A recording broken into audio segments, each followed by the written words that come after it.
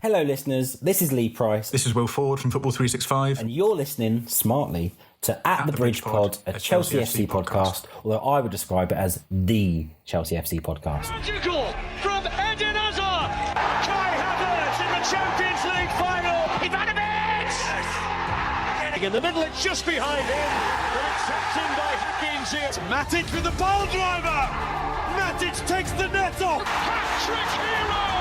Cole Palmer wins an epic, sensational game. It's time for another episode of At the Bridge Pod, your number one Chelsea FC podcast. Coming up on this episode, I didn't think this week could make me cry anymore. First Dewsbury Hall and now Levi Colwill out for the season.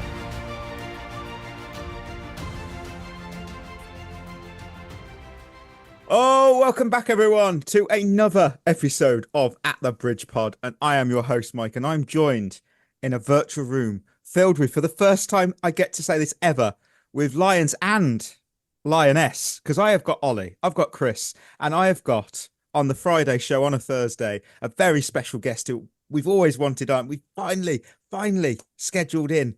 We've got Jess. Jess, introduce yourself. I'm sure listeners know who you are because you are very good on social, but please, floor is yours. First of all, thank you for having me. It's great to be here with you guys talking about Chelsea. I'm Jessica, Brazilian Chelsea fan, love all things Chelsea, and I'm on X, always ranting away, so people can find me there if you want to just talk and discuss things about Chelsea, or if you need me to translate anything regarding Brazilian players, sometimes South American players as well, as I speak a little bit of Spanish. But yeah. Oh wow, that's pretty cool. Yeah, it's something like, because we've always wanted to have like more female guests on as well, because like we're big champions of obviously the women's game and women in just sport and journalism in general. And yeah, whenever I've heard you on London is Blue or other shows, it's just you always bring the ball knowledge. You always do. I now get to ask everyone, so please feel to join in. What are we looking forward to this weekend? Ollie's always having a quiet one. Ollie? Skip over me. Just skip over. Ollie's having another quiet one. Yep. For me, what about you, Chris? What are you looking forward to? Wow. It's just another football-filled weekend.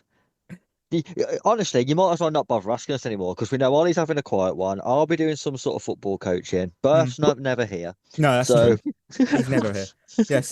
Jess knows of this Berth by name only in the show.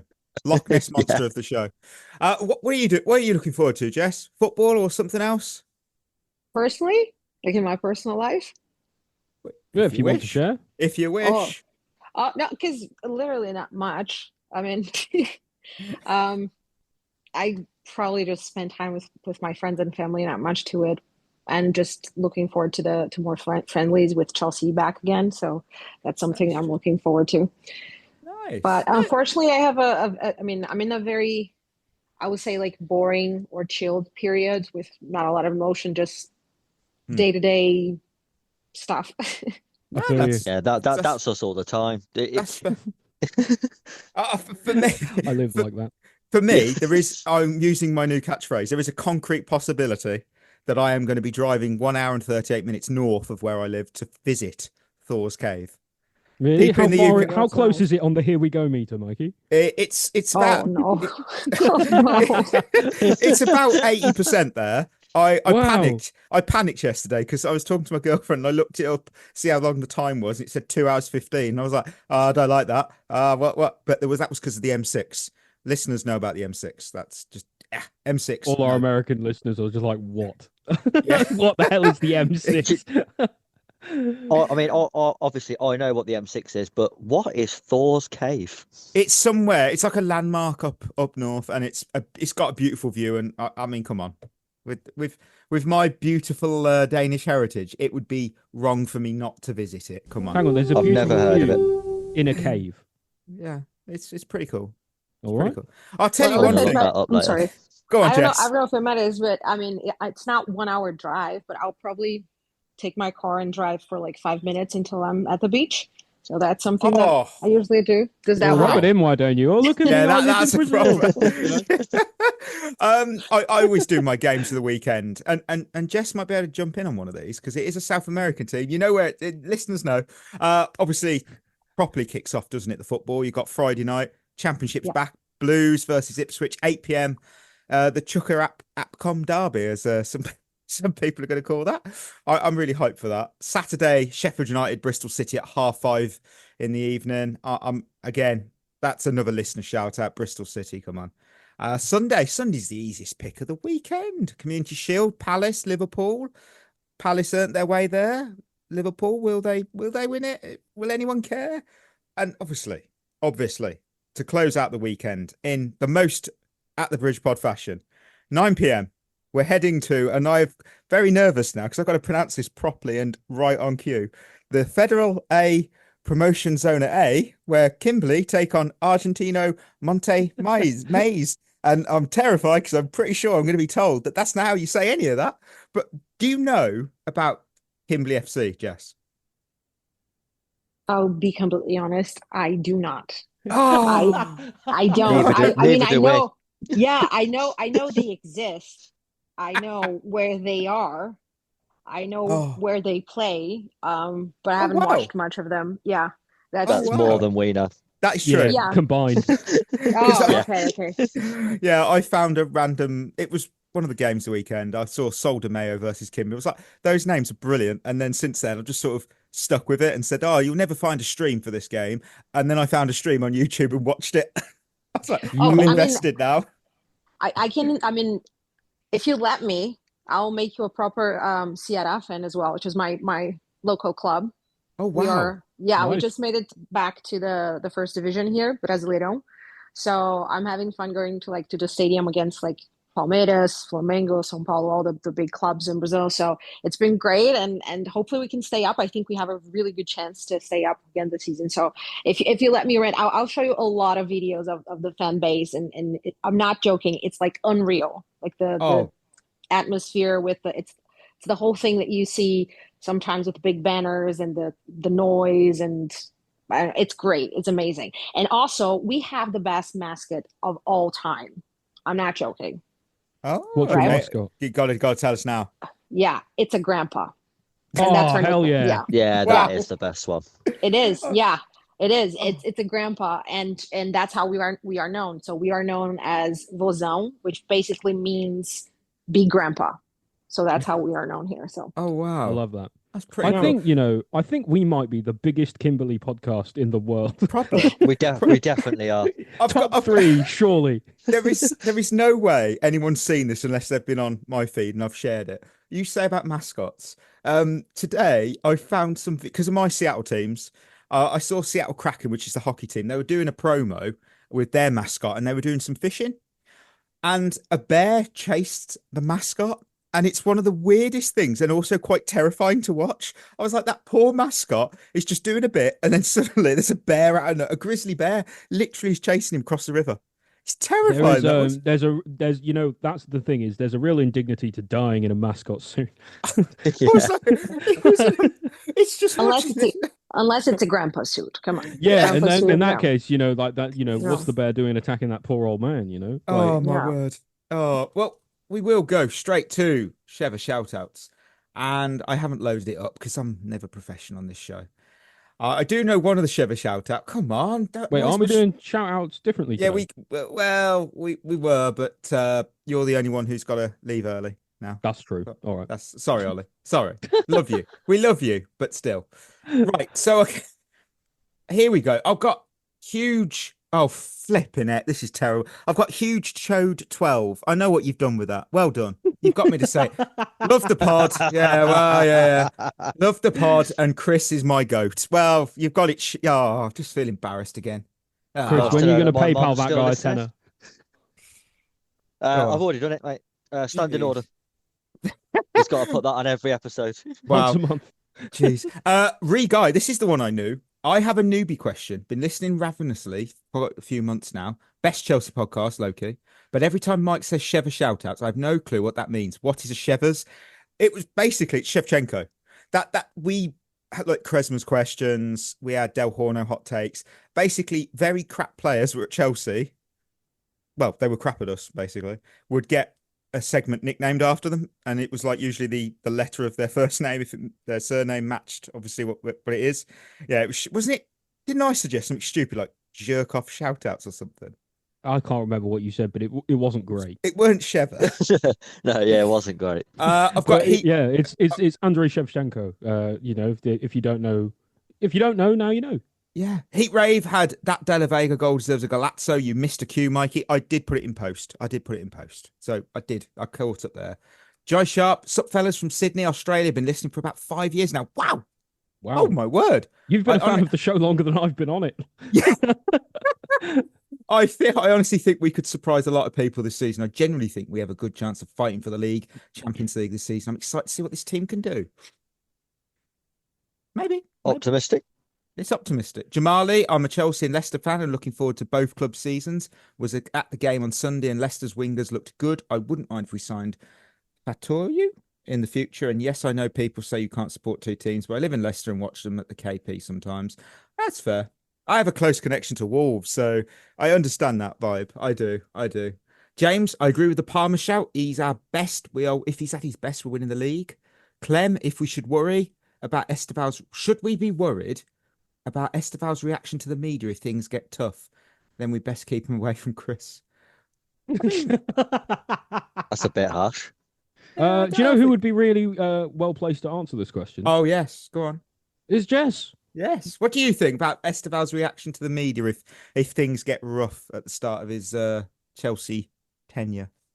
Honestly, I'm not worried about it. I'm worried about other things, not so much about this, because when you are seen as this huge talent in Brazil, sometimes you have like a lot of scrutiny, and like the people sometimes don't realize like how the pundits in Brazil react and the journalists, and particularly the fans. I will give an example. Shevva was having a really good season. He was Palmeiras' best player by a mile.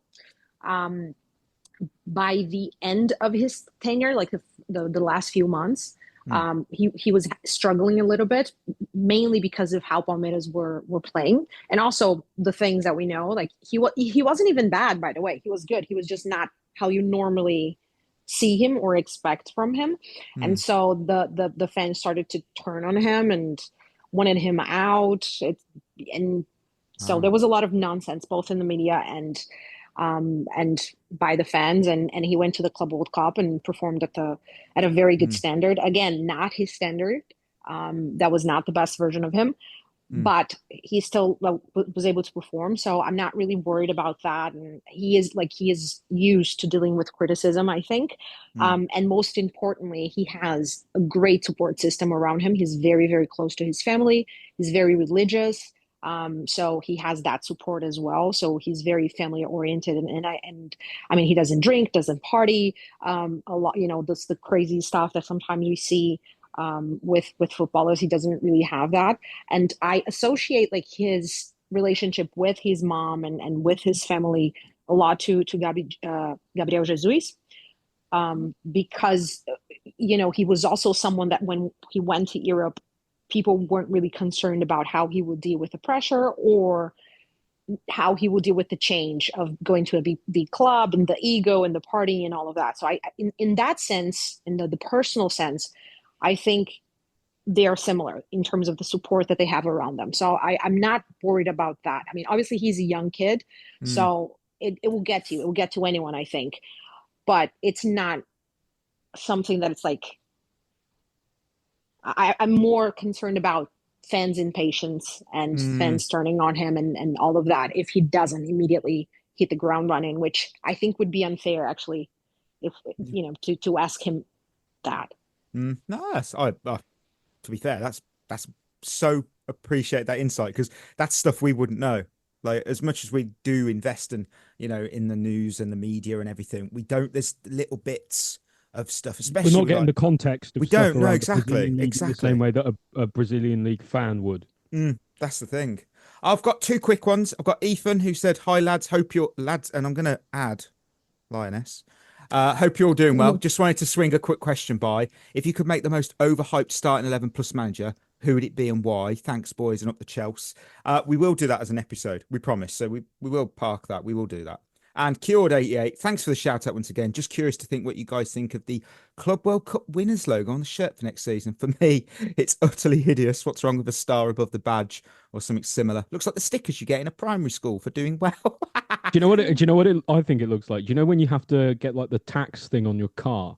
Oh, yeah. Yeah, the old tax disc. Yeah, the old tax disc on your car. That's what it looks like. And I agree, it's absolutely hideous. Why? It Do you know is what the bad. thing that annoys me the most is? One is why couldn't they put it like the other side of the Chelsea badge for a bit of symmetry? And also, why couldn't they make it roughly the same size as the Chelsea badge instead of so much bigger? The old Like, logo looked better. Yeah, the old one was better. The one that was more shield shaped Yeah. was better. What do The you circle think? doesn't work. What do you think, Jess, of it? Me, I mean, I think maybe we find the circle a little bit weirder because our badge is also a circle. Yeah. So, like, because Yeah, that's for true. instance, again, I'm going for Ceará. Like, if it's next to the Ceará badge, it wouldn't look as weird because Ceará is not. It's like it has like a proper shield thing. Our badge isn't a circle, so I think that doesn't help. But I also agree it's like a bit large. So maybe if it was like the same size of the badge or a little bit smaller, I think it would look really great. But at the same time, I'm just like, I don't care if it's hideous. I want it. I will wear it proudly for 4 years. And if anybody tries to mess with me, I was like, no, we're the only, we're the only champions of the world. Even people that won it like before, they can't really say that anymore. So I would just say, yeah, you were Intercontinental Cup winner or whatever that is. We were that too, but again, we are world champions. So if they want to plaster the whole thing gold, I'm good with it. That's the thing as well, because like we've said out in South America, the Club World Cup is treated dramatically different to it is in Europe. Incredibly different. 100%.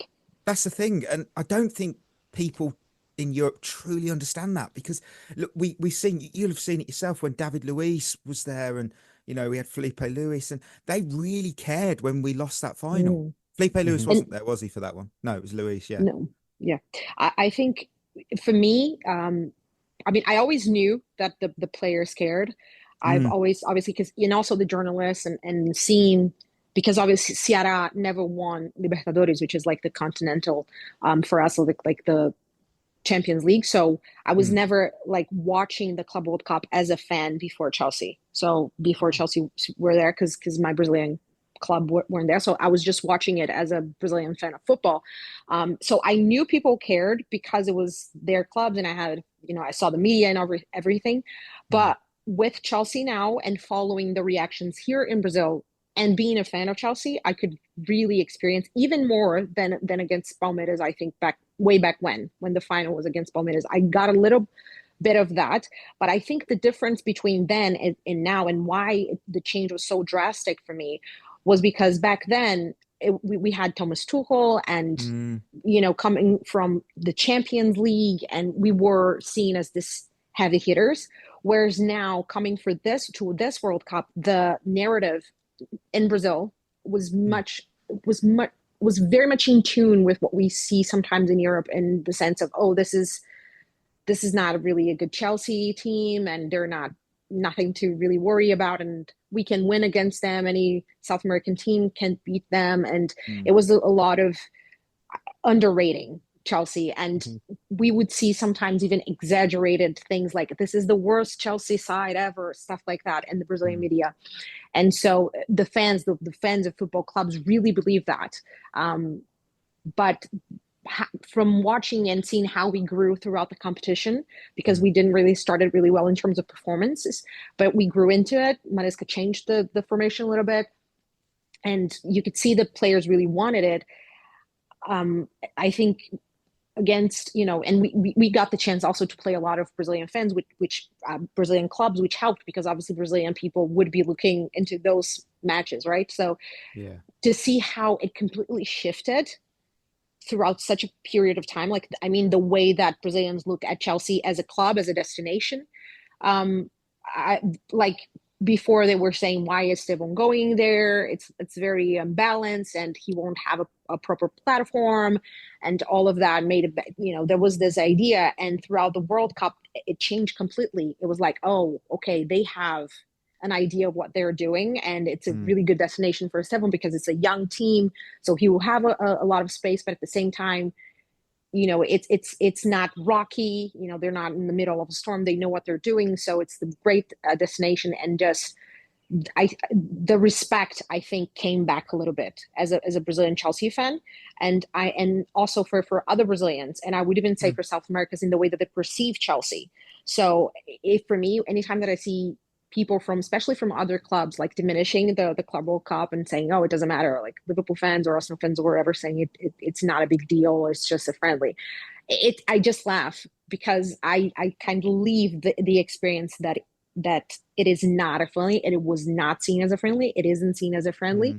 The next day that we won, if you open like the YouTube pages for Brazilian journalists, if you look at the news, I'm not kidding. I opened YouTube because I follow a couple of Brazilian pundits that have YouTube channels as well. And they also, and my entire feed was like, Chelsea painted the world blue, or like just simply the world is blue, or, and it was just massive. And yeah, so I think it shows in how excited you are seeing, like even now, young players wanting to join Chelsea. And I think people are starting to understand what we're building. And so, yeah, again, sorry, I'm ranting way too much, but it is not a friendly. Here in South America, seeing such a huge trophy is like the dream of every Brazilian club, basically. So it's held to a very, very high standard. Oh, wow. That's pretty, honestly, I think we all, as a pod, we sort of bought into it the more it happened, because obviously we know so many games are going on, and the exhaustion and the fatigue the players set in. And it's one of them things, when you get deeper into a competition, you sort of just start to go, you know what, this is quite, kind of want this now. So yeah, it was pretty awesome. It was pretty awesome. Right, we will hit some news. Right, it's time of the week we check out the news you may have missed in the elevator of Chelsea news. Raheem Sterling is trained separately from Chelsea's main group. There are no hard feelings, as both parties recognise the need for a clean break. Kieran Dewsbury-Hall has officially joined Everton. Chelsea and Leipzig are still in talks over Xavi Simons. Chelsea have turned down an offer from a Champions League club for Philip Jorgensen. Initial talks have already taken place regarding Nicolas Jackson with Chelsea, prepared to sanction an exit. Newcastle and Bayern are interested. Enzo Maresca was nominated for the 2025 Men's Team Coach of the Year trophy. Esteban Villian has been nominated for the 2025 Copper Trophy. Sandy Baltimore, Hannah Hampton and Lucy Bronze have been nominated for the 2025 Women's Ballon d'Or. Cole Palmer has been nominated for the Ballon d'Or, but Moises Caicedo was not.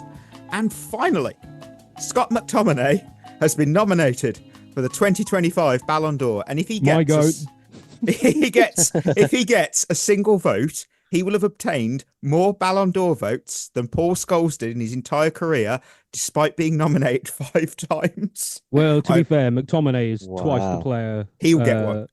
I'm sure that Scholes ever was, clearly. I mean, we did talk in length on Monday's show, didn't we, about Dewsbury Hall in for Everton. Breaks my heart. I've entered the second stage of grief now. I'm just angry. I'm just angry. I was getting pelters today on Twitter for saying he was bang average for us. Yeah, because you're wrong. I'm not wrong. I was spot on. Okay, all right. Jess, Dewsbury Hall was quite. He weren't a super special player, but he was fun. That's what bang average means. No, come on. No.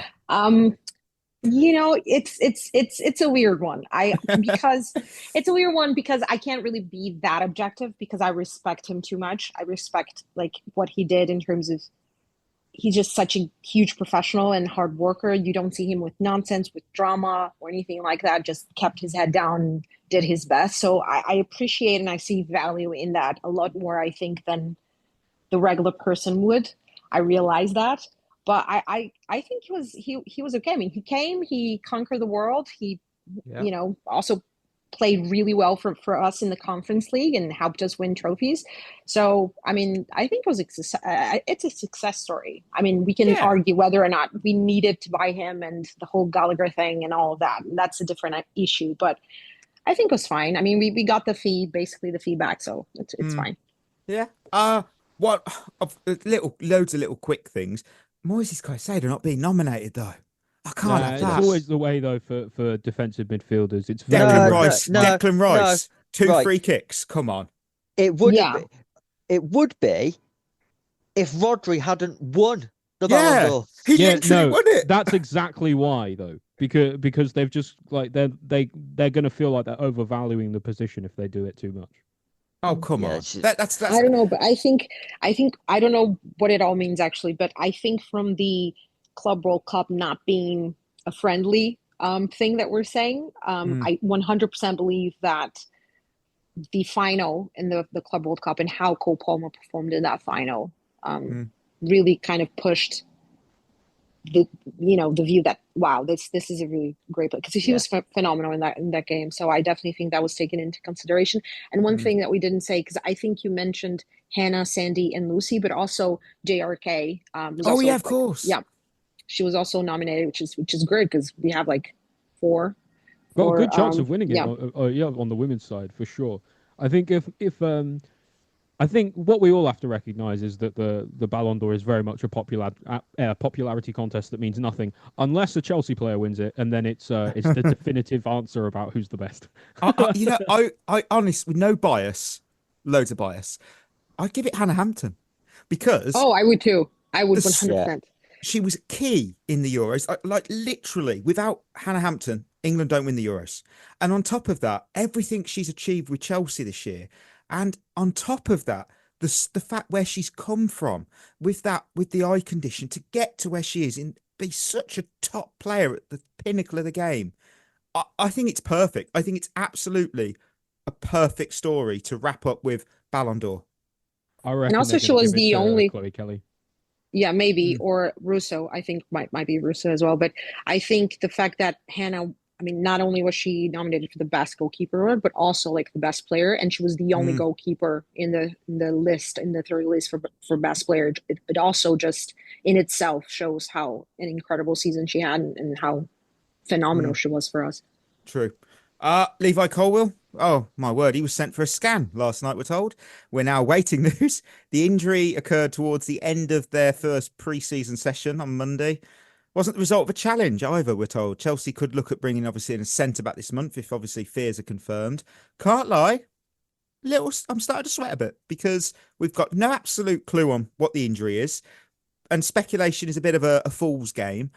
But when it's reported like this and it's non-contact, I've got ACL alarm bells ringing because I know this all too well from the NFL. Non-contact is quite often ACL related. And if that is the case, we probably got to start thinking about keeping Vega now because he literally wants to play centre-back and that makes sense to keep him. And of course, Hato wants to obviously fight for that spot. From the club's perspective, probably smart to hedge your bets. And somebody that Ollie said could have a big season. Might be finally Trevor Chalobah just seals his spot as first team centre back. I like how, Mikey. I like how you said it's best not to speculate and then started to Yeah. speculate. I'm not panicking, but I'm panicking now. I'm like, I don't like think this. we've got to wait and see what it is. If it's bad, we'll deal with it then. If it's not, then happy days. You know. Yeah, yeah, that's fair.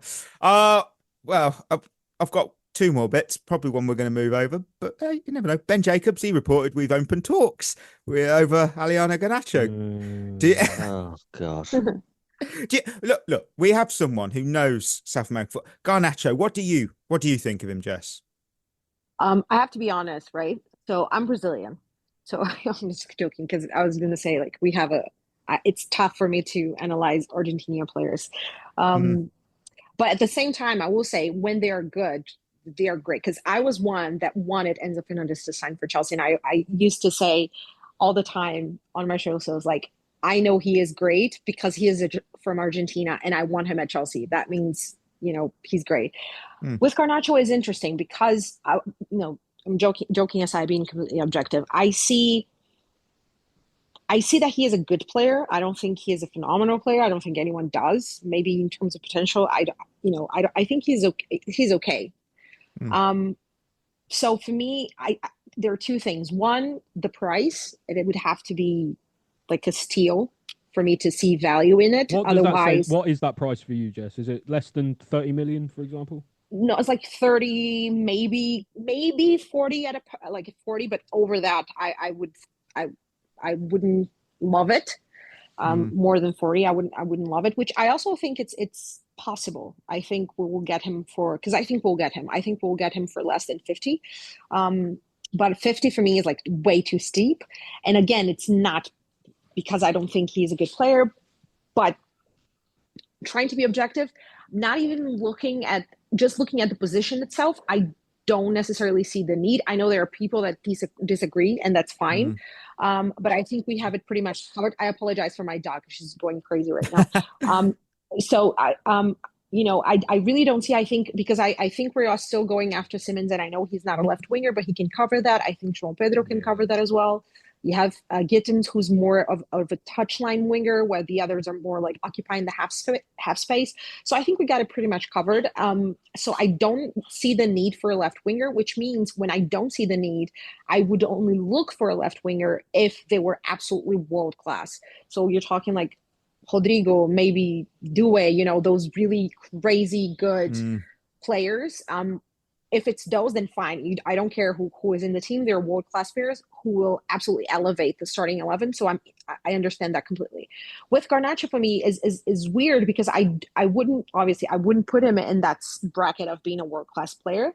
And so it falls back to, do we need him after we get Simmons?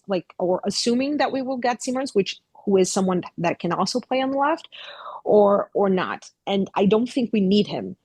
But the Chelsea are moving ahead with this deal. I think we'll get him. So right now, I'm just trying to look, okay, so let's try to make the most sense out of it, right? Which for me means at least get him at a good fee. You're talking about a player who isn't world class, who doesn't elevate the squad, in my opinion anyway. He's a good player, but doesn't take us to that next level. And so, can he contribute? I think he can.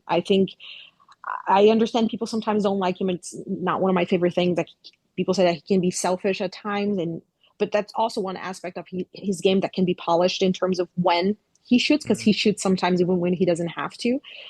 But at the same time, he creates a lot of space. So, there are positives there that I think players like Cole Palmer, like even Enzo Fernandez, can take advantage of. So I don't think it will be like a car crash, like some fear. I don't think it will be that. But again, I don't think he elevates us. I might be wrong. Hopefully he does, right? Because if he's signing for Chelsea, I think I think everybody wants him, or will want him to be an incredible player for us. But yeah, so just try to maximize the value. He is a player that wants out of Manchester United. Obviously, they're fans, and Manchester United want a huge fee. But reports are that Chelsea don't. And so far this window, I think we're being really fair with how much we have spent for players. Even Gittins, which I think was a little bit expensive, we didn't reach. I was talking to a friend about this. We didn't reach, or we didn't pay what ideally Dortmund wanted. And I think he is the only one you can maybe argue that we didn't, pay a fair price, quote unquote, or something. The only arguable one. But with the others, we've been pretty, like, we have our evaluation, we're sticking to it. So if we do that with Garnacho, and if we stick with our evaluation, if we get him in the end, that means that we got him at a very good price. So if we get him at a 30-40 million price, I think it's good, because we can always sell him later if it doesn't work out. And he is from South America. I am a little bit concerned about his entourage and the nonsense outside of the pitch. That's something that I think we need to really look into it. But if we can keep it quiet, I think him as a player, I don't think it'll be a problem with the South American squad and quota that we have. That's a good point. You don't understand, Jess. We've done background checks, apparently. I'd love to know. Look, the thing is, there's three things I keep bringing up. He wants Chelsea only. That's a win. I mean, not so much people like, whoa, no. I mean, that helps our bargaining position. Amorim doesn't want him anymore, and United do have to sell because they've spent a lot of money. Like, a lot of money. They've just spent a lot of money on someone who's not very good in Benjamin Sesko. So yeah, and it's like, I think we could just wind it down to the last days of the window. Deadline day. That's when it'll happen. Deadline day. £18 million.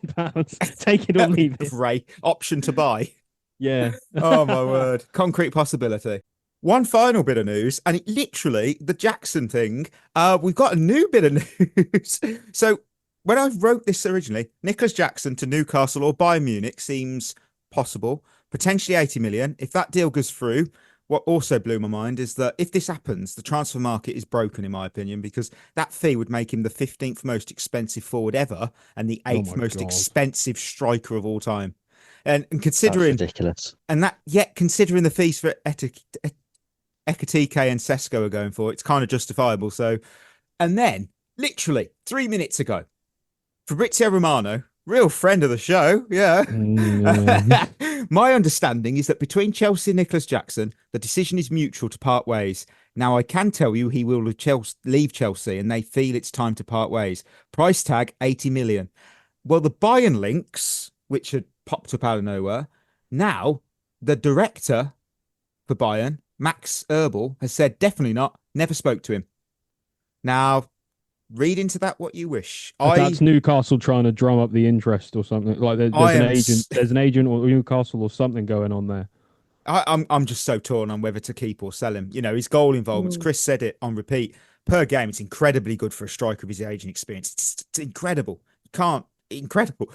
But if Newcastle or anyone are willing to hand over 80 million, I think you have to take that at the end of the day. Like when we paid what 36 million, 30 million. You know, you're over doubling your money on him at the end of the day. That's what this project is about. Is he going to be the best striker in the world? No. In that case, we can afford to sell him for a good price. 32 million we paid.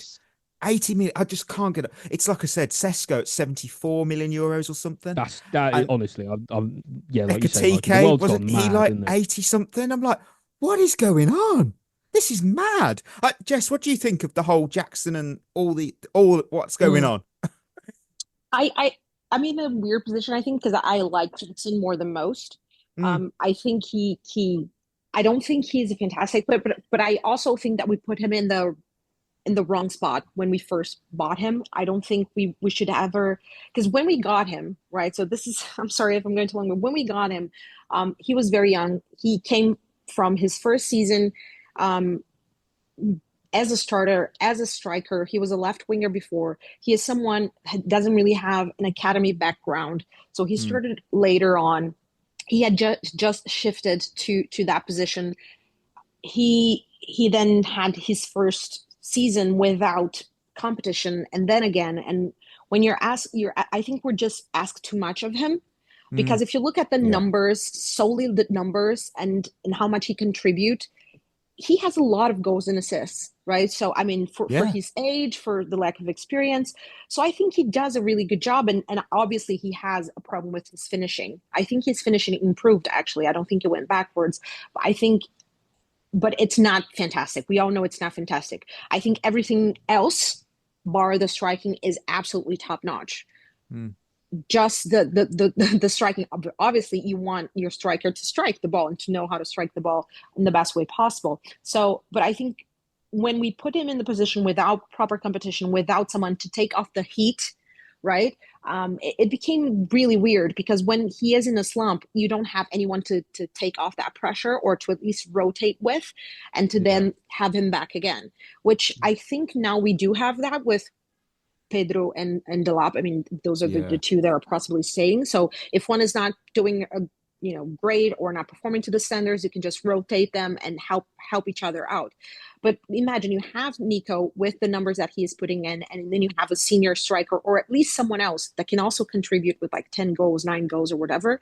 I think it completely changes the way that people view him, because I'm not saying that he is absolutely fantastic or he's an Isaac type of player. He is not, but he is not terrible either. I mean, people are looking at Manchester United and saying that they're signing an incredible striker. At the same time, they're telling me that Nico Jackson is absolutely awful or would be absolutely awful for Newcastle, and I just don't see it. Sesko, no doubt.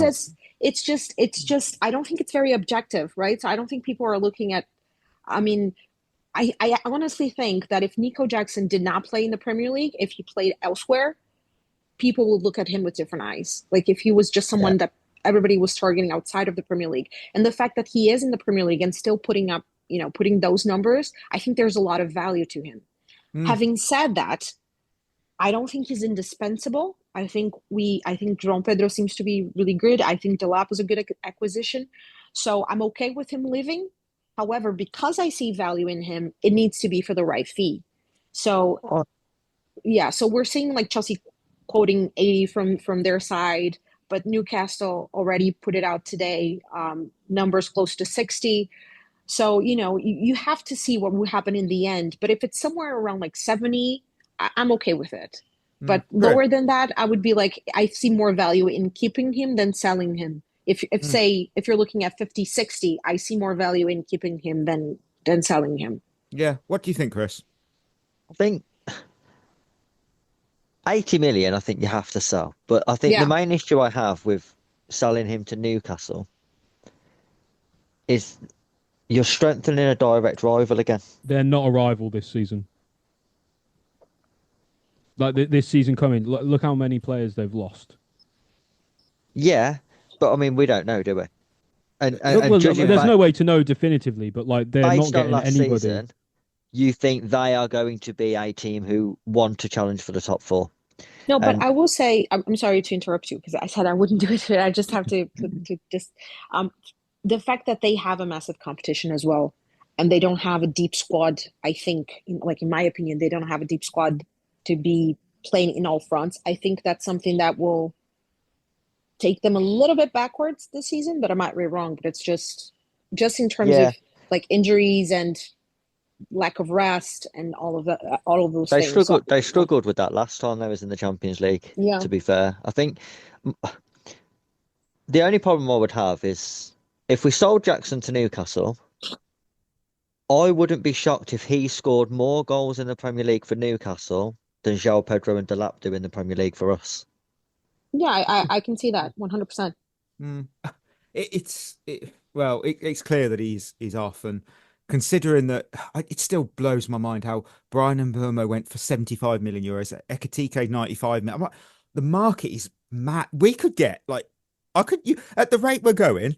If we by the end of the window, if you tell me we've sold him for 105 million, I'd go, yeah, I believe that, because the market's just accelerating. It's mad. But hey, well, right. Main segment. All right, time to dust off those crystal balls, dive into the biggest questions we've got hanging over Chelsea heading into the 25-26 season. Squad depth, tactical tweaks, transfers, touchline decisions. We're just gonna look. We're gonna see. What's keeping us up at night? What are the debates raging on Chelsea Twitter? Probably Garnacho related, if we're being honest. And Jackson, is he good? Is he not? But of course, what do we still not have answers to? That's what we need to know. And before we do, I have a quick. We've been doing that recently in the episodes. We've looked at last year's. We had it called lingering questions. We've gone for biggest this year. But anyway, let's see what was asked last year. That was, we had, can Chelsea prevent injuries derailing the 25-25 season? I think we did all right. Yes and no, because we were without a striker for like a few months. Yeah, it was a bit of both, wasn't it, that one? A bit of both. And this, you'll know who said this. Will Maresca adapt enough if his plan A isn't working? Who that said was you, that? Chris. It was indeed. Yeah, that was me, and I'm still not convinced. He did at the Club World Cup. He did. He did adapt. He did at the Club World Cup, yes. Ollie went with, what the fuck's the midfield going to do next season? Apparently dominate. Yeah, it's really good. 4, can Cole Palmer match the success of his first season? That would have been mine. And I think the answer to that was no, he did not. But he did all right. He did all. And how does the fan base react if Maresca has a poor start? Well, we'll never know because he never did. Yeah. So let's get into this. I'm going. You know what? I'm going to let Jess. Wait, Mikey, sorry. Would I be able to go first because I've got to go in like 10 minutes? There we go. Live. Ollie can go first. Thank you. Appreciate it. So my first one is actually, it's interesting that you said that about Maresca, because my first question is he going to learn this season to change the plan on the fly when things aren't working? Because I think it's still a lingering question from last season, because for large parts of the season, looked like we were just doing plan A over and over again. Yeah. And we didn't know what to do when things weren't going our way. We've started to see a little bit of that, a change to that in terms of like you said, at the Club World Cup. But I don't know. I'm not super convinced. I think over a 38-game season in the Premier League, he's going to be looking to try and have a consistent game plan throughout it. I'm not sure if the Club World Cup, even as good as we were in some of those games, especially against PSG, I'm not sure that's something he's going to stick to for the long term. And lest we forget as well, we've got new players coming in. So the plan is going to, in theory, the plan will change, the set structure will change again. And so, like, is that going to be the set structure now until something doesn't work? And then are we going to go back to what we were doing last season? Are we going to do something different? There's a lot of questions for me about Maresca this season, and I think he's got to get them right if he wants to stay. Yeah, that's the thing, and the pressure is the pressure. Because you've got 10 minutes, Ollie. What is your other question? I've got two more. Wow, go for it. Yeah. The first one is, what are the crowd going to do? I think that's a really, really big and important question, because we all know that the atmosphere at Stamford Bridge is terrible. Sometimes we know it's really bad, and to be honest, what really showed me how bad it was the how much even like the fans at the Club World Cup turned up, and they were absolutely screeching for us the whole time, bringing the house down, and I don't want to see people at Stamford Bridge folding their arms, muttering to themselves and booing this season if we're passing the ball around the place. We've got to make sure that the fans are on side in the stadium. If you're going to the games, which if we're talking to where it's a Chelsea podcast, it's very possible one of you listeners out there is going to the games. Sing for the team for 90 minutes. Do what you have to do to get the crowd up and going, because that's going to be the biggest issue for me. Because if the crowd don't get on side, I think we're going to have some more difficulties with the crowd like we had last time. And then my last one, and maybe Jess can comment on this one, is can Esteval deliver? Because big question. It is a big question, because yes, we know that, Jess has helpfully told us that he's not really necessarily going to be feeling the pressure, because the pressure in Brazil, especially for young footballers, is enormous. But this is almost a biggest stage again. We're going to be playing in the Champions League. We're in the Premier League, playing at the very, very tippity top of the game. How's he going to react when he's not had a good game? And how is he gonna? What's he gonna do if he can't deliver? Right? If he finds actually it is too physical of a league for me to start off with. And I need some time to adjust. Is he going to be able to still show us what he can do, or is it like I guess what I'm kind of asking is, can he deliver something even if he's struggling? Okay. Well, Jess, what do you think? This is interesting because it kind of ties with my question, I think. But I'll leave. Yeah, but I think it depends on what you think deliver. Like, what would you consider it to be deliver? Looking at him, he is someone and it's one of the reasons that I like him so much. Outside of his enormous talent, is he always gives 100%. He is not someone who just, I'm not having a good game, I'm not going to even try anymore. He will run his socks off. So that's something to take into consideration. Now, will he deliver the sort of impact I think some fans want of him? I'm completely unsure. I don't think it will be fair for us to expect that, for us to expect him to have huge amount of goals or anything of the sort. It's football, right? So anything can happen. I always say that maybe he goes in and can immediately translate the football that I'm used to seeing him and that he is used to playing in Brazil. And if that happens, amazing. We have an incredible player ready now.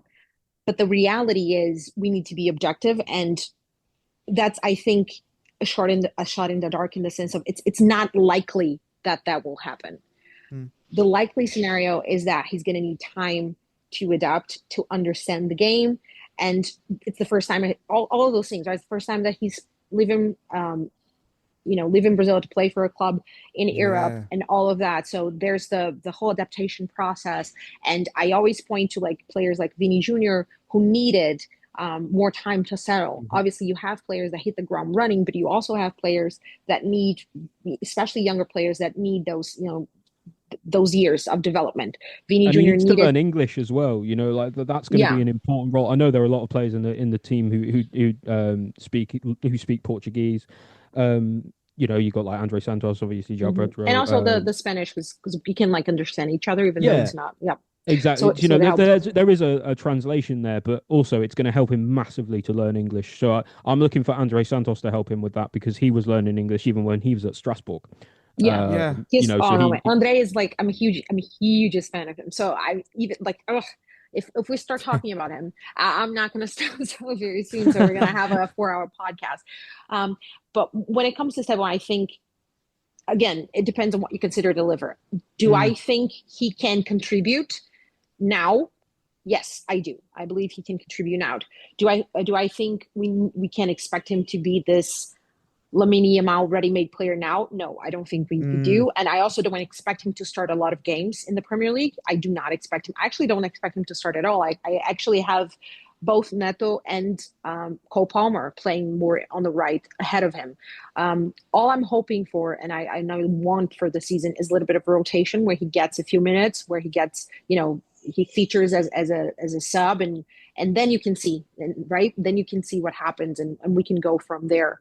But if he has space and if he has the confidence from the coach to express himself, he will do so. He's not going to be afraid of playing whoever he is playing against, and that's massive. But yeah, just give it time. Like, obviously, everything might go according to plan and to our dreams, and he can hit the ground running and be another Cole Palmer for us. But that's not the likelihood, and we have to be real about it. Yeah, which is which is, I'm sorry again, but which is why I can see and I could always understand leaks to Simmons, because he can play more as centrally, more like Cole Palmer, and then Cole on the wings, and that offers rotation as well for Pedro, without having to put Steven under massive pressure. Yeah, which is good. Yeah, that's the thing, because I think a lot of people are so used to Football Manager and FIFA, and and they forget that players have to adapt to a new league, and especially this lad's coming from a different continent. And that's a big distance. If I was going to move to another continent, whether it was America, South America, or whatever, that'd be such a culture shock straight away. And I've got to learn everything and learn the language, and that'd be really intense. And this is still a young lad.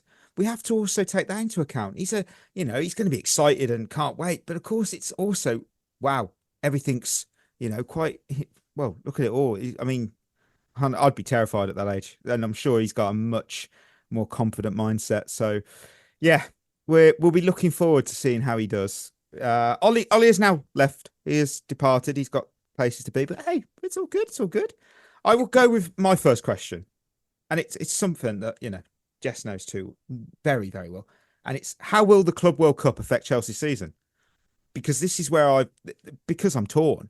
On paper, we're coming off a trophy, match hype, we're ready to roll. But we've never had a Club World Cup of this magnitude before. And according to FIFPro and Football Benchmark, players involved in this summer's 32-team tournament, obviously, are already among the most overworked globally, with some hitting 65 straight appearances and nearly 7,000 plus minutes. And Chelsea obviously are microdosing their training, aren't they? They've got a compressed 13-day pre-season. It's clever to manage, but it's still uncharted territory. So I'm sort of questioning, what will the 25-26 season be like? Will it be our golden ticket or a crash course in a burnout? The calendar is going to be stacked. Players are going to be tired. And this is the first time we'll really find out. Hopefully not face first come December. But we've got a bit League Cup. We've got Champions League. I'm scared. I think I don't think it'll affect us in the early part of the season. I think it's running out of steam at the back end that's going to be the issue. Yeah. Like the last couple of years, especially, we've got better in the back end of the season, sort of March, April, May. We've really hit a good run of form, which has actually helped us both times, one to get Europe and then one to get Champions League football, which without those runs of form, we wouldn't have done. So I am a little bit worried about us running out of steam. After the Christmas period, especially. I don't think it'll have a massive effect at the start of the season. Not a negative effect anyway. I think it might actually be a positive that we're just sharper than the other teams who have had a longer break. But back end of the season, I think it's a worry. Yeah. What do you think, Jess? Do you think it will be, how do you think it will play out? It's gonna feel like a cop out, because but it's the truth. I absolutely have no clue. I have a lot of questions, same as you guys, because as you mentioned, it is uncharted territory, not only for Chelsea, but to everyone, and to the clubs that went deeper into the competition, like PSG and so forth. So there is a huge question marks. My concerns are both with the end of the season as well, in terms of tiredness, as they are with injuries. Because obviously when you exert players, it's easier for them to get injured. So those are the two things that I'm wary about. But I also think one positive that can and hopefully will come out of it is the rotation, which ties to my question, which again, same with Stefan. So my question basically was how Enzo are gonna utilize Andre, Enzo, and Josh. And I know it's 3 players, so it's the same. It's like one question in terms of, I think they are imperative, both in terms of development for the players and for us to have fantastic players in the future. But at the same time, especially with Andre, change formations a little bit, give rest to our midfielders in case of Andre, whether or not Andre is ahead of Lavia or not, how you're going to manage Lavia's situation because with the injuries. So I think at the end of the day, it all comes down to rotation and hopefully changes of formations from Enzo Maresca. I think that can help us massively. When you have a lot of talent and you can play versatile players, and versatility allows you to play different positions. So I think there's a lot of stuff that he can do differently this season. And I actually am, maybe it's just hopeful thinking, but I'm expecting him to approach the season in a different manner. I think he played a little bit safer in his first season because he needed those results and he believed that was the best way and he was learning the squad. But now I think he has maybe a deeper squad in terms of the alternatives that he can use. At the same time, much more need to rotate, right? He didn't really have that need outside of the Conference League where he could play maybe the weaker team, quote unquote, but he didn't have that need to massively rotate. And we saw with Caicedo, for instance. Right now, if you want Caicedo to play the big matches in the Champions League, and you're going to need to rotate him. You're going to need to give him rest to ensure that he is in his best form for those big, huge games. So I'm expecting him to approach it differently. And having played the Club World Cup for so long and going obviously all the way through it, I think it will be one more thing he has in his brain in terms of how can I utilize the squad properly in terms of maximizing their potential. And again, maybe it's just me hopeful, but that's what I want to see. Yeah. Oh dear. At least it's on the show. We have a statement from Chelsea FC. Defender Levi Colwill has today undergone successful surgery to an ACL injury. The 22-year-old had reported back to Cobham for pre-season at the start of this week before unfortunately sustaining the injury in training. Medical assessments confirmed surgery would be the required course of action. He will now begin his recovery and be supported by the club's medical department at Cobham during his rehabilitation phase. Holy shit. That's a long time out. Wow. We worried. We've got to buy a centre-half now. Yeah. I wonder if that was kept quiet because we didn't want to be overcharged. Maybe. Wow. It's mad. I don't know the reason why we kept it out. Maybe just wanted to wait for his surgery. I think that was it. I think we wanted to come up with the statement saying that he already had surgery instead of he got injured and right. I don't know. Maybe it's just silly me, but I think that's what they were waiting for. Yeah. Because right now everybody still knows that he's going to be out for a long time. So I don't see how that doesn't impact the transfer if that's what we're looking for. Yeah. All I want now is that we don't panic. I don't want us to panic. I think we need to carefully assess the situation that we have, both in terms of because we know Wesley Fofana is not going to take part in the preseason because Enzo already said that he's not going to be ready for it. But he wants him to be ready for the start of the season. But maybe he's not going to be match fit. I don't think he's going to be match fit anyway. We have to see how long it will take for Badia Shield to come back. Oh, yeah. Yeah, it was saying, they were saying that he was going to, they were saying that he was going to come back at the early of September, right? So if you're looking at it, okay, I can have both Wesley and Badia Shield ready by September, like match fit ready.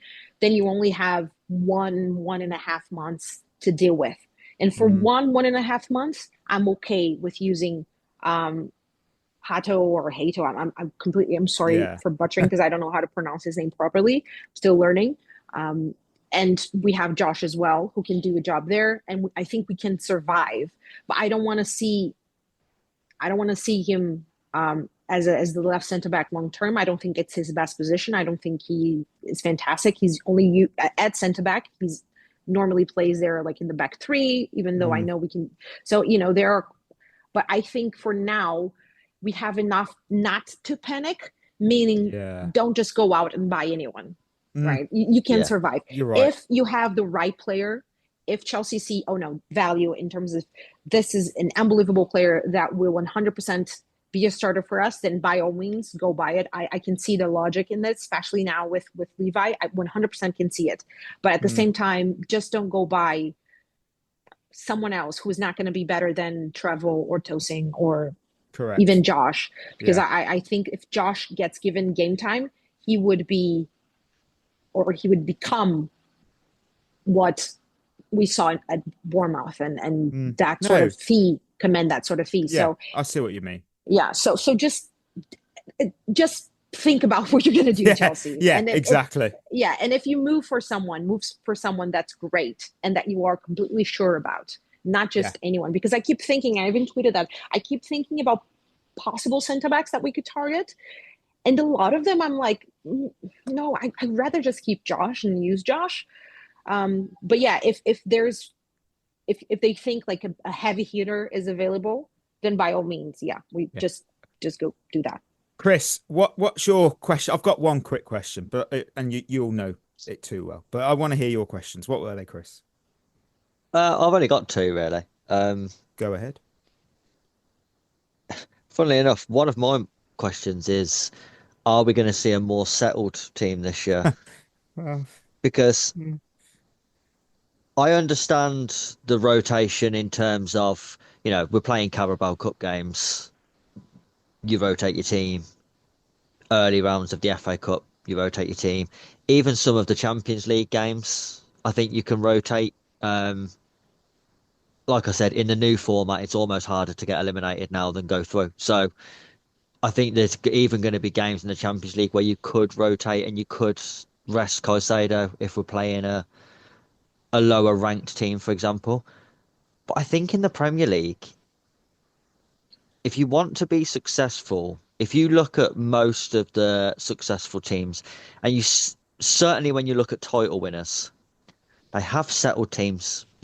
You can name the starting 11 before every game is even played. And I think we haven't had that for a while now, especially in the back four. I don't think constantly changing your back four, you're going to be successful in the Premier League if you keep putting out a different back four every game. How many different centre-back pairings did we see last season? Constant changes at right back. The only one who was there every week was Kukurea because he didn't have anyone else to play. Everyone else got dropped at some point, and there was, we had Tosin and Trev, or we had Colwill and Trev, and then we had Colwill and Tosin, and then you had Badia Shield. And it's like, it's too much change. And I think the forward line as well, I think one of the things, this was a criticism, I think, of Tuchel towards the end of his reign, that he just kept rotating the front line too much, so they don't build a relationship together. So they're not finding each other without having to look. That it's a constantly a work in progress, and I think we could have that too much this year. Especially if we sign Garnacho, we sign Xavi Simons. We've got Pedro, we've got Delap, you've got Neto, Palmer, Gittins. If you're trying to fit in 6 or 7 players into a front three and you're rotating it every game, there's never going to be any partnerships build up there. And then that's going to cost us, and that's why we're not going to score the amount of goals that we probably should based on the talent we've got. So I'd like to see us in the Premier League actually have a more settled starting 11 where basically you can name it before each game. One might drop out every now and again, but ultimately that's the Premier League team and that's the team that plays. And I think that's what we need. What's your other question? What Cole Palmer are we going to get? Yeah, good point. Are we going to get Cole Palmer from 2 seasons ago, where he was hands down the best player in the league?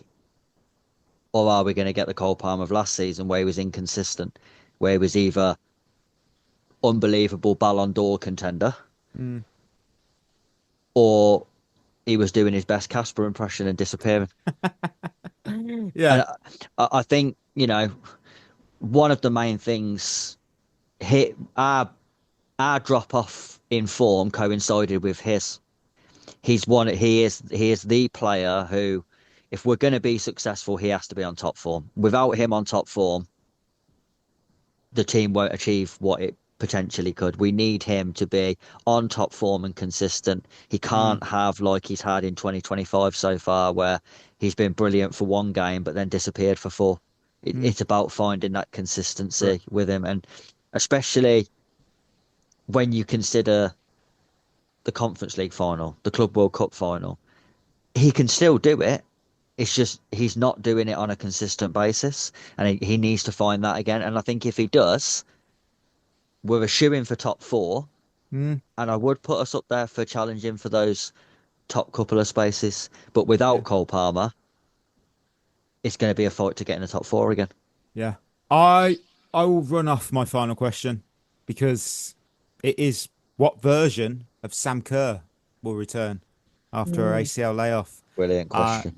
I mean, the question is the elephant in the room, in my opinion, because she's been out for, and this is so sad, 16 months. 16 months. Such a long time after rupturing her ACL in January of 24. I mean, and this isn't your typical 9 to 10 month recovery either. I mean, considering, and I did a little bit of research on this, which is, I'm sure there'll be more, people better equipped and more scientists better than me that can do better than I am. But here we are. Considering ACL injuries in women are statistically more complex, and I found out that 75% make full returns to the previous level. That's quite a scary number, and that's three or four players, but that's quite a lot. I don't think that's, that's like, 75 of 100, and we don't know when she comes back this summer. Obviously, it's what quality returns. I mean, will she be that press hungry, instinct driven Kerr again, or someone needing time to rediscover form? She's got 95 goals in 122 games prior to that injury. And expectations at Chelsea are so sky high. They are. I mean, I say about giving her time, but the thing is, her competition is Aggie Beaver-Jones is one of the most exciting young players in the women's game. You've got Myra Ramirez. Wow. And of course, we've also got another young player in Luna Ribadera. The safe move is patience. Chelsea don't have we joked last year, give patience to Sonia. It don't work like that. It just doesn't, does it? No, to be fair though, I think those things that you've just said are a positive for Kerr, because we're less reliant on her now. So yes.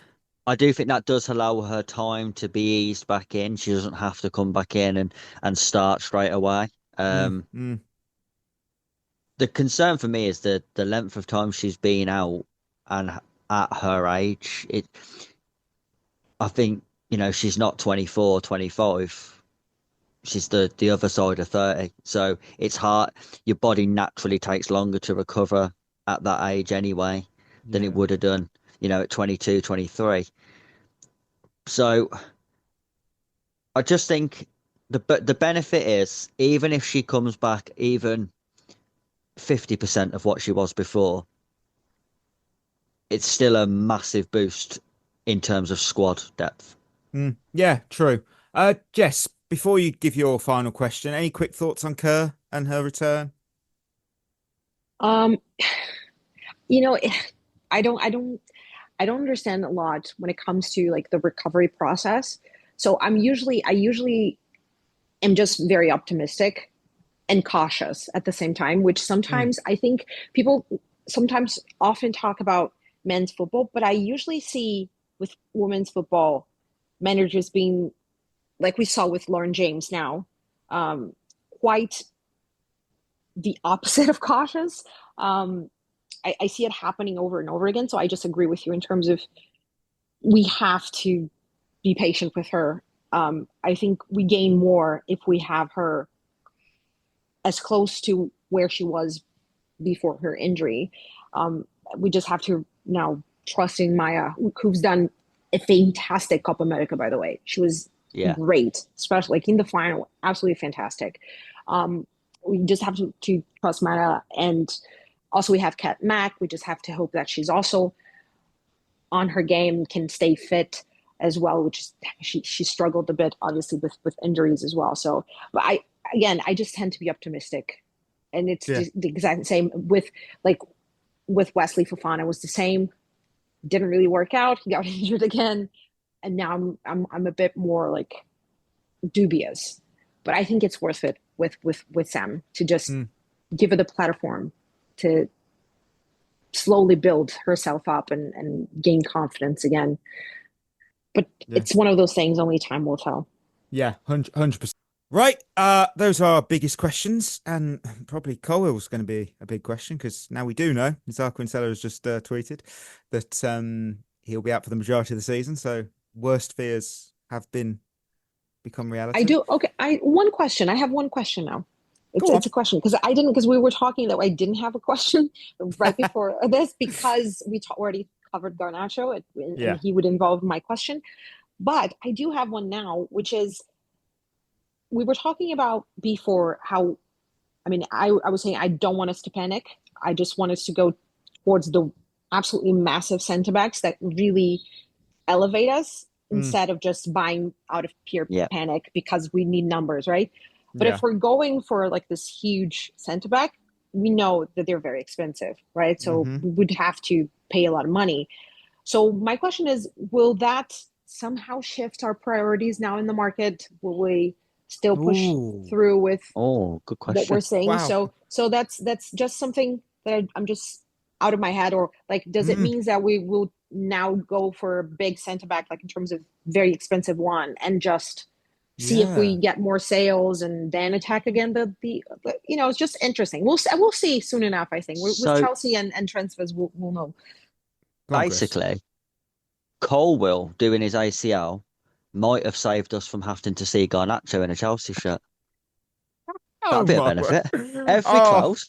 The thing is, every cloud has a silver lining. Go on, Jess. No, I like I'll be one. If people follow me, I don't follow. Again, I don't know his name, so Dutch names I don't know how to properly pronounce them. I've heard people saying it in different manners, so I will call him Siemens or Simon. Oh yeah, Xavi Simons. Yes. Yeah. So I don't. I know of him. Obviously, I've watched like bits and pieces and games where he's played, but I've never really analyzed him at length to have an opinion because I don't watch the league that he's in, like in terms of the games and all of that. So I don't have an opinion on him. Basically, all I wanted was for left back cover. We got that. Yeah. So my position was, okay, if it happens, good. If it doesn't happen, I don't really mind. Not because he's not a great player, but simply because I don't know him that well to be extremely excited about the possibility of signing him, which I see a lot of people are. Obviously, they know much more about him than I do. But I'm pretty like indifferent in terms of my personal view of the player, as I have been. And it's not a position that I'm dying for us to buy in. So my question is, because Garnacho would be the free option and Siemens is the expensive one. In theory. So I'm just seeing, like, I wonder if anything will change, if things will change, and if they do, what it means for either of those. We'll see. Yeah, it's a good point. There's not. I could see the Xavi Simons deal falling through now. And that poor lad's left in limbo because you got to go back and you got to basically be like. The main issue we've got is it wouldn't be so bad, the Colwill injury. If with Fofana coming back to fitness, you thought he was going to stay fit, but we all know that's not going to happen. So that's the issue. I think if Fofana was coming back and was going to be fit, I don't think you sign anyone because I don't think you really need to because you would have just took Colwill out and put Fofana in. But yeah, I just don't trust that Fofana's going to stay fit for more than 10 minutes. That's true. You're right. Right. We'll do a match preview. People did ask for this. It's hard to preview two pre-season friendlies that literally are 48 hours apart, but we'll do it. We've got Chelsea take on Leverkusen tomorrow night, which Chris did not know about. And we take on AC Milan on Sunday, which Chris didn't also know about. I also did not know about that either. Well, I wrote down Dortmund originally, so it shows you how much I paid interest. But right, look, I won't do a full preview on the teams because it's pre-season, but pre-season form, Leverkusen have lost 5-1 to Flamengo's under-20s. They beat Bochum 2-0. Well, yeah, it weren't the strongest team Leverkusen put out. No. They beat Fortuna Sittard 2-1 and Pisa 3-0. AC Milan, on the other hand, have lost to Arsenal 1-0, beat Liverpool 4-2, and beat Perth Glory 9-0. So, who's going to play in this game? I'd love to see Joshua Champong and Reggie Walsh. Especially Reggie Walsh. That'd be great. I don't even know if Surely over the course of the two games, with them being 40 hours apart, it's going to be two different squads. You'd have thought. Yeah, I'd say 4 different teams, one for each half. Yeah, because didn't Liverpool do it the other day where they played Athletic Bilbao twice in the same day? It's better than when they do the whole 3 halves of 45 minutes. I'm like, I can't process that. No, yeah. Who are you? Who do you think? Who are you looking forward to seeing play, Jess, on either of the games? Andre Santos. Yeah, My answer is agreed. Andre. Yeah. No, but I do want to see him. But I am excited actually to watch Gittins, as I mentioned. I know a little bit more about him because obviously he was playing, in England, and I follow it of the academy, so I knew of him. I watched him. I knew more about his game, but I didn't follow his development because I don't watch the league that he plays. So I'm kind of intrigued to see where he stays. Obviously, I did my research once we targeted him, but it's a different thing when you're watching the player. So I'm excited to watch him play as well and see what he can do. Yeah. Hopefully he's a major part of our season for all the good things. I'd say Jorrel Hato as well. I think he'll definitely have a chance to play. And Trevor Chalobah, the centre back suddenly became the hottest spot in this Chelsea team because technically, Chris, isn't it? Fofana and Colwill, you'd go based on when they're in pure peak form, they probably are too, and neither of them are playing. So it's Suddenly, Chalobah's a first teamer again. Yeah, he always does it. He always manages it. He always does. Every summer. Yeah. Well, I've got a quick quiz. I'll do a blue versus who to end the match preview. I have 3 questions, and I think the third question, I'm pretty sure that Jess is going to get in 1. But we'll see. We'll see. So first question about both teams. I've got 4 players. 4 players have played for both Chelsea and Bayer Leverkusen. That's Michael Ballack and Kai Havertz. They're 2. Can you name either of the other 2 players? I'm sorry, completely lost it. What was the question? So 4 players in total have played for both Chelsea and Leverkusen. Michael Ballack and Kai Havertz are 2 of those. Name any of the other 2. Oh man, I suck under pressure. Wait, give me a sec. I mean, Kai Havertz and Michael Ballack. Yeah, they're the 2 of 4. I won't lie. I didn't get this right, and I wrote the question. Oh, I couldn't remember. Claudio Pizarro. No, never played for Leverkusen. Oh no, wait. You mean they have to have played together?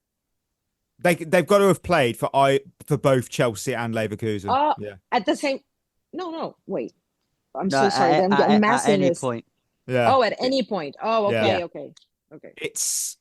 I will give you. No. Did Shevva play? Yeah. Oh, okay, Shevva was okay. one, and the other one was a loan move that I think everyone forgot. Oh, Callum Hudson-Odoi. Yeah, I never got that. I forgot. Oh, wow. How did I? Yeah. Honestly, I was ashamed. Callum I forgot that Hudson-Odoi. move. I was like, what? Right. Second, it's about AC Milan. Who is their all-time most expensive signing? Is it Bonucci, Rui Costa, Rafa Leao, or Lucas Paquetá? No idea. Wait. I have no idea, and I follow transfers. Oh my god! I'm pretty sure they got Bonucci on a free.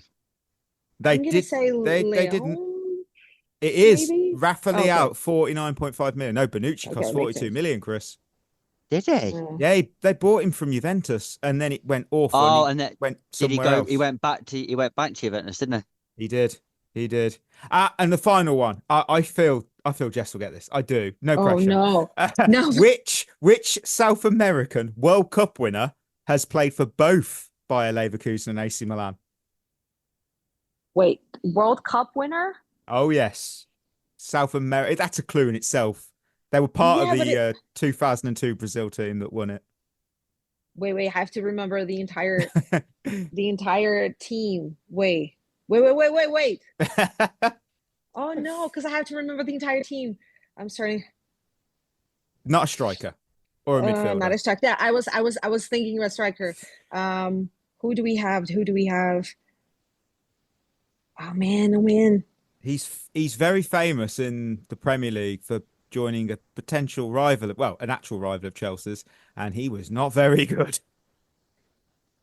Man. Started to. I wonder if Chris will remember. Why can't I remember? I am thinking. But wait, because I'll just remember the entire squad. Can I do that? If that's, you said it's the squad, or can you tell me if it's the squad or? Yeah, he was in the It's a squad. defender. He's a defender, yeah, and he went to a club on loan, and he was awful. It's a defender. Okay, so let's just say, because I don't remember if they played for the Leverkusen. That's the thing. But I remember the 2002 squad. So let's just go with the squad. We have Falcao Jr., Edmilson. Yeah. Oh, already? Rocket Jr. Okay, because I was saying the 3 center backs because I don't remember that. Oh God, I can't remember that he played. He was so bad at Leeds. I swear he got sent off on his debut. I swear that happened. I did not remember. I don't remember him at Leeds at all. No, so. I do. He was in the UK. We have like Match magazine, which was like a teenage football magazine basically, and I remember him being listed as one of the worst signings ever. He was on loan. I think a loan move. It's always a bit harsh to say worst signing ever. Yeah, one of my favourite players played 2 games for Chelsea, and he's to me he's a hero. It's Alex Pato. I love that guy. I always will. It's just a shame it's just injuries and that lad. Oh, can you imagine?